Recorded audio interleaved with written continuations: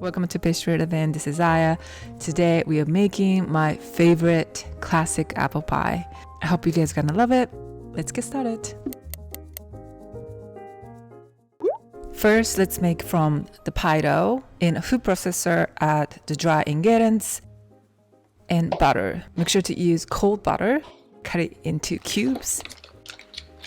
And using the pulse button, cut the butter into tiny pieces, and this cannot be achieved when the butter is soft.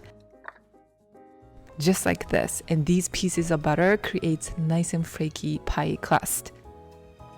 In here, add icy water and oil.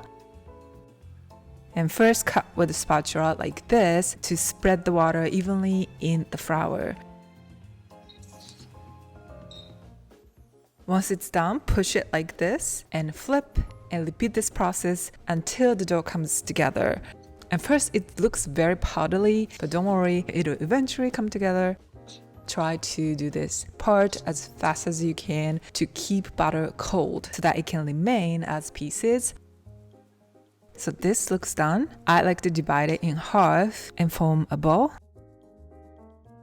Wrap tightly, roll the surface, and make the round shape beforehand so that you can roll easier later.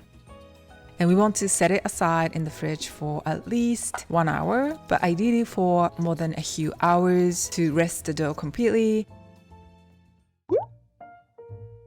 And meanwhile, let's make the apple filling. Today I'm using Granny Smith's and Golden Delicious. I'm gonna talk more about what type of apples to use for apple pies at the end of the video. I usually slice apples about this thickness. The Golden Delicious was kind of big, so I trimmed the edge like this. It is totally optional. Now add dry ingredients, sugar, salt, all-purpose flour, cornstarch, cinnamon, nutmeg, and roughly mix. Once the sugar is coated to the apples, the juice is slowly coming out from the apples, so it's going to be a little bit easier for you to cook them. And add lemon zest. It adds such a refreshing flavor that matches so well with apples. And lemon juice. Mix again, and we're gonna cook them until the apples get softer a little bit. Don't keep cooking until the apple starts breaking.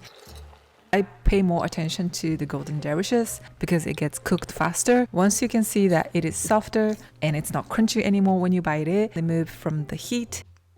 Spread it in a big bowl or even in a tray so that they get cooled faster.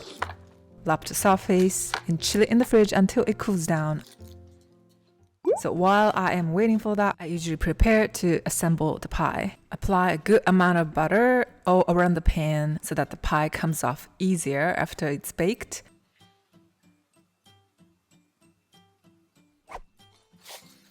Now let's start rolling the pie dough. I use bread flour to dust on the working surface because it spreads well and it doesn't stick as much as other flours. If you don't have that, use all-purpose flour instead. First, I push the dough like this to make it soften, and I left the pie dough at room temperature for about 15 to 20 minutes to make it soften a little bit so that you can finish this part faster.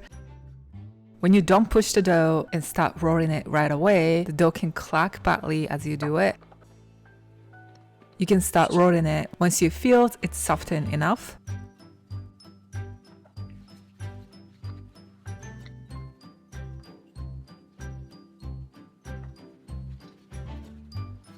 And roll it into a little bit bigger than the pie plate. And I'm gonna use this layer for the top, so I'm going to chill that in the fridge until right before use. And roll the second pie dough with the exactly same way. I'm gonna use this for the bottom layer. Place it on the very center and fold the corner edge like this to ensure that it's fit in the pie plate. And this is important because if there's any gap or space between the corner, your pie dough is gonna start sliding down as you bake it in the oven. Push the side with your thumb to ensure that it's attached to the side nicely. And if you find any part that is too thick or too thin, push it up, trim the edge and attach to the side that is too thin. And you can also trim the edge when any part is too long. And using the excess dough that you got after trimming the edge, make a little apple. This is something I always add on top of the apple pies. Every time I make it, I just love it somehow. Going back to the pie filling, it is not warm anymore. We just don't want to use warm filling to prevent the butter in the pie dough from getting melted. So pour all of that into the pie plate. And I always like to make the center a little bit higher to add more volume.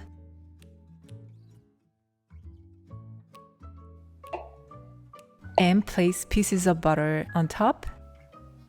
And going back to the second layer, this is not necessary, but I mark the lines so that I can slice the pie more easily after it's baked.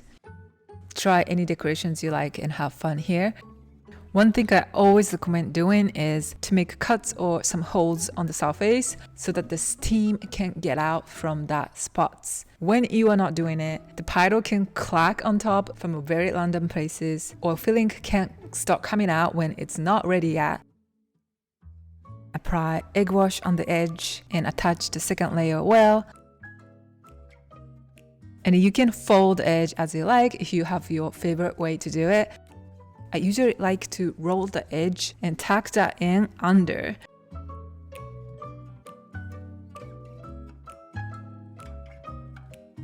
And push with your fingers and make it sharp. You can finish right here or make more patterns. Today I made some ruffles.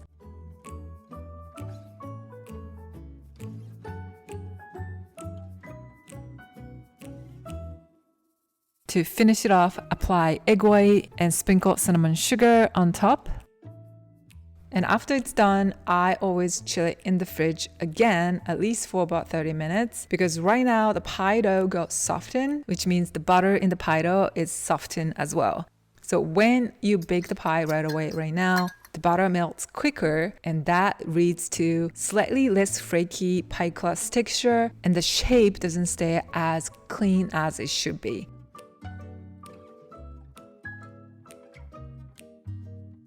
And finally, bake it in the preheated oven, first at 42.5 Fahrenheit for 10 minutes, and then turn it down to 32.7 Fahrenheit and bake for another 60 to 70 minutes. This can vary depending on the oven, but I always judge by the look. The crust should look nice, dark golden brown, and the good amount of the filling should start coming out from the top or the edge, usually from more than a couple places.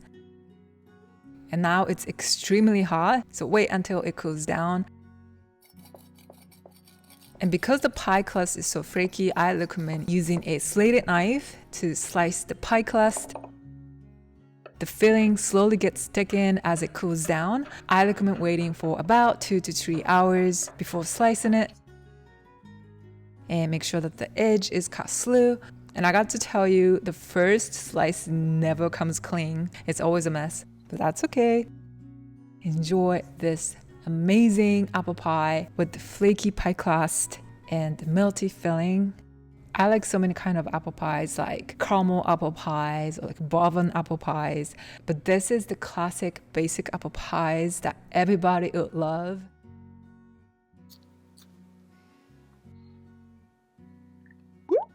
And some of you may know that I love making smaller apple pies or any smaller pies because they are so cute and I can enjoy the flaky pie crust 360 degrees. So I wanted to share that version as well. And with one batch of the recipe, you can make 5 small apple pies. That is 5-inch diameter, but you're gonna need a slightly more than one batch of the pie dough. And with the small one, you can take them out from the pie plate easily if you want to. Just wait until it cools down before you do that. And here I realized that I forgot to sprinkle cinnamon sugar on this one. So later you're gonna see how it looks like without cinnamon sugar. And I also realized right here that I forgot to make cuts on the surface. Yes. I did. So I had to quickly pull out the pie and then make cuts. It's not the best thing to do.